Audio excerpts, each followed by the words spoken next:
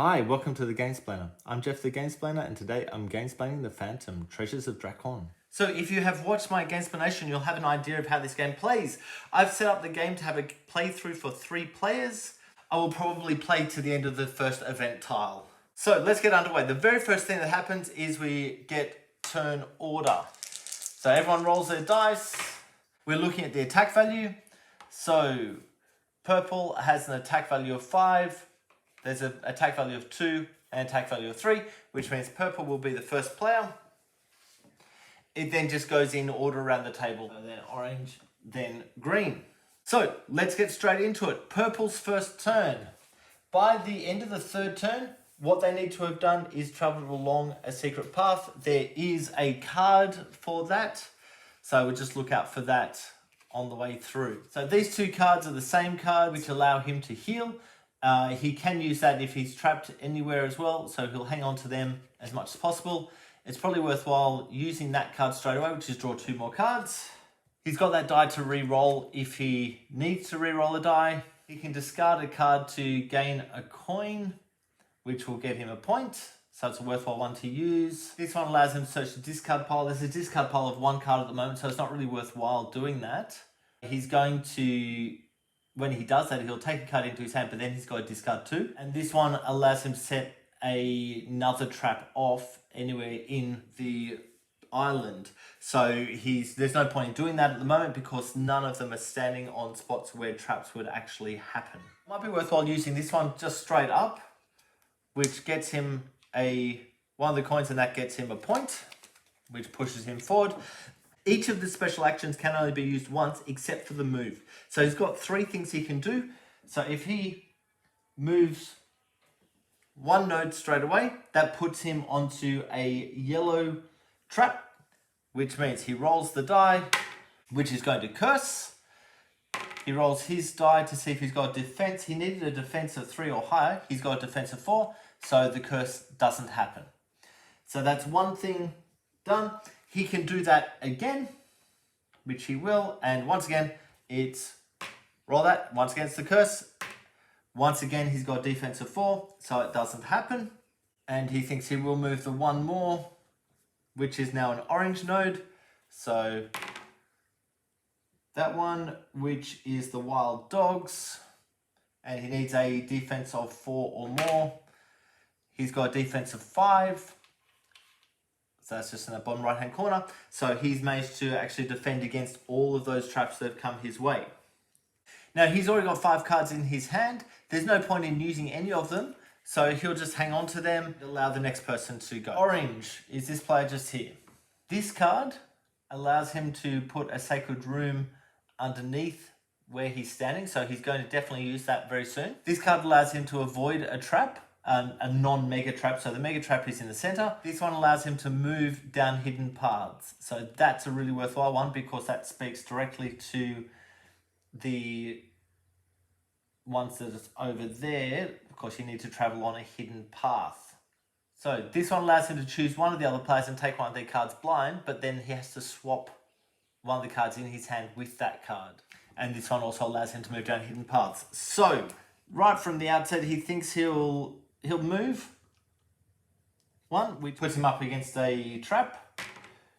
And once against the curse, he needs a 3+ on his defense. He's got a defense of 2, which means he hasn't been able to get away from it. She takes a damage and taking one of those markers, which means that she can only hold 4 cards in her hand, not 5. So she'd need to get rid of one of the cards that she has. And she thinks she'll get rid of that one. He can't do any more on this turn. So once you've been hit by a trap, you can't continue to move. He's stuck where he is, or she is, should I say, sorry. None of the cards, except for this one, are able to be used while a trap has actually come out. This one can be used, but it needs to be used before the roll has happened. It's already happened. So he can't use that card. We'll just put that to the side for the moment and we'll move on to the next player. Now, orange should have moved onto here at the beginning of their turn. Always remember to move that. I do forget that sometimes, so please forgive. So this is Green's turn. Green has that card that allows him to go down the hidden track so he can get to the thing that we're trying to do. He can discard this to place a Sacred Room underneath him, which would get him one of the markers, which would get him one of the amulets. He can attack a player who's up to 2 nodes away. There's no players 2 nodes away. He can draw 2 cards, or he can steal victory point from a player who's 2 nodes away. So at the moment, he needs to get within striking distance of the other guys to make it worthwhile.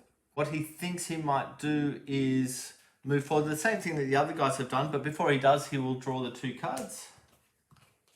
So draws those 2 cards, move forward 1, roll the die. This guy's been hit by the giant cobra. Let's roll to see if he can avoid it. He's got a defense of 2, which is not high enough. He needed a 3 to negate that. He doesn't have any cards that will help him out. So he's been hit by the giant cobra and he receives one of those poison markers, which means that at the end of every turn, he'll receive 1 damage as he moves through all of his stuff that he can do. He has 6 cards in his hand at the moment, so he's only able to have 5, which means he's got to get rid of one of his cards, and he thinks it's probably worthwhile getting rid of that card just for the moment. Let's move on. Purple now moves to his second turn. He's going to use one of his actions to turn in all 5 of his cards and take 5 extras. He'll use that to take 2 more cards. That's one of the cards he was looking for. The other one he's looking for is the one that's going to allow him to travel along those paths. So he's going to use that one. To use that card, the Phantom needed to discard a card from his hand. It's probably worthwhile getting rid of that one for the moment. To put that Sacred Room just there, which means he now gets that amulet, which will give him a point. He'll then move, so his second action is to move to that node, so he'll need a 4+ to avoid it, but we roll the black die first to show what he's getting hit by, which is wild dogs. Then roll his die. He needs a defensive 4, which he has achieved. So that's 2 actions used, and to use his third action to move to here. There's not a trap on that spot, so he just stands on that one. End of the Phantom's turn, he picks up 1 more card because he only has 4 in his hand, so that will give him his 5th card. Okay, it's Orange's turn, so Orange moves along 1 spot. Orange will use this card, and he will discard that one to do it. That allows him to place that token there, and he gains that, which gives him a point. He will move 1 to there, and he's going to use this card to evade that trap. So that's before the roll, so that's evaded. He's using the second one to move there. There's no trap on there. He's then going to use that to move 1 node down a hidden path, which is to there, which gains him that token. He's standing on room 6, which is replace the event tile. So it's replace it with the event of his choice, and he thinks he might actually just leave it as is because he's the only one who has actually achieved that event. So by achieving it, he will get 2 more victory points. Action available to him because that moving along a secret corridor was a card that he's used. What she might do is use this card, so each of the other players reveal their hand. She'll then choose 5 cards out of those that are shown. And she likes the look at that one. She likes the look of that one. She thinks she'll take those 2. It says to take 5.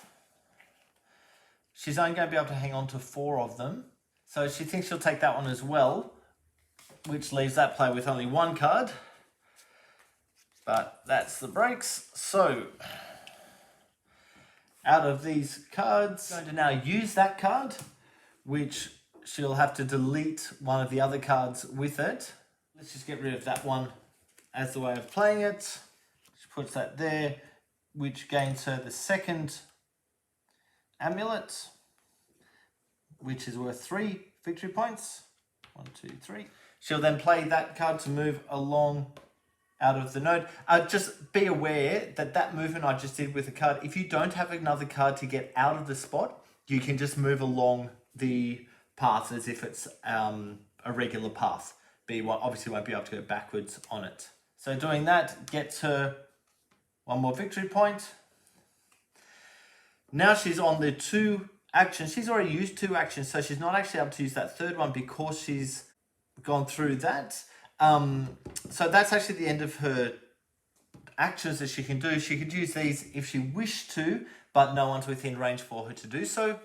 So she takes 2 more cards to bring up to her 4 total, and we move on to green. Very first thing that happens to green is he loses one of his health points, or damage points, should I say. He only has this 1 card which negates other cards, so there's no use in him actually playing that at the moment. So his best move is going to be to move 1 to here. We roll to see what happens. That's going to be a curse. We roll to see if it's defended against. It's yellow, so he's looking for a 3+ in defense. He's only got 2. This guy's really poor at defending, by the way. So he will take the curse, which is 1 more point of damage and 1 less card in hand. So he can only hold 4 cards maximum or total. He's been hit with a trap, so he can't move any further. He could use other actions if he wished. Take an idle ambush, replace hand, etc. But there's no real point in doing that. He could replace hand, so get rid of that 1 card and replace it with another. He'll use that card to steal a card from an opponent. He knows that the middle stole a card from him, so he'll take that one. He's only got the attack thing, so he'll use his 3rd turn to turn that in and get another one. Over to purple for his last turn. So push along that path. He's going to trade all 4 of those cards in for 4 new cards, because what he's looking for is something that's going to help him get along the path. None of them are helpful, so he's going to do exactly the same action again, which is pass those 4 in, take 4 more. 1 more chance at this, because otherwise he's going to end up with that negative. So he's putting all 4 of them in, taking 4 more out, and he hasn't been successful in any of that. What he is going to do is this. He'll choose that player to swap a card with them. So he's going to take that card and he will give them that card. He will use that card, which will cost him 1 of these. He'll use that one. That allows him to put that on that space and get 2nd amulet in, which gives him 3 more points. 1, 2, 3. He's out of things that he can do. He hasn't achieved what was necessary on that card. So he now needs to give a extra turn marker to another player. He's going to give it to the green player because he thinks that orange is going too well. Orange then moves along to his 3rd turn, or her 3rd turn. She's going to move to start with. So she'll move to here, which is a red node. So we roll this first, which is the giant cobra. She's trying to get a 5+ on her defense. It's only a defense of 3. She doesn't have any extra cards that will help with that. So she's actually taking the hit from the giant cobra, which is a -1 at the end of each turn. She can't move any further, but what she can do is play these. So attack a player up to 2 nodes away for 2 damage. She's attacking this player. So attack of 6 versus defense of 4. She has 1, which means the player 2 nodes away gets 2 damage. Steal a victory point token up to 2 nodes away, so she's going to play this as well. Once again, the dice get rolled. attack of 2 versus a defense of 4. That hasn't been achieved. And finally, choose a non-mega trap and set it off. She's going to choose the trap that's underneath this guy. He doesn't have any cards to defend against that, so that's going to get hit with a tiger. It is yellow, so we're looking for a 3+ defense. And his defense is 2 again, so he gets hit by the tiger, which pulls him down 1. Get rid of 3 cards or distribute 3 cards, which he doesn't have, so he doesn't need to do that. And that's all the stuff that she can do. And we move to the last one. He has no cards. He's desperately hoping to have some cards to be able to use that action. But he does have 4 actions. So what he'll do is move. So we'll move to there. So we're looking at an orange. That's a curse. So we should have depleted him by 1 damage because of that. We've got a 2 again, which isn't enough. So he's been hit by the curse, which means take another hit and take another one of these. So he can hold a maximum of 3 cards now instead of 5. He can't go any further. There's not a whole bunch more that he can do. So he'll just pull up to the 3 cards that he had. He was desperately looking for that card, but to no avail. So he has not achieved the thing either, which means he gives an extra move to one of the other players. And he thinks because purple gave him one, he'll give it to purple. Orange should have, by the way, drawn back up to 4 cards before the end of his turn. The other thing that this player is going to do is use his special card, which is heal any player completely, which he's going to heal himself, let's be honest about it. Remove any conditions, which are all of these conditions. And restore the player to full health, which he's just done, which now means that he can actually take the 5 cards, so he'll take 2 more. Now that we're at the end of that track, we reorganize who's got first player. So green now has first player, followed by purple and orange.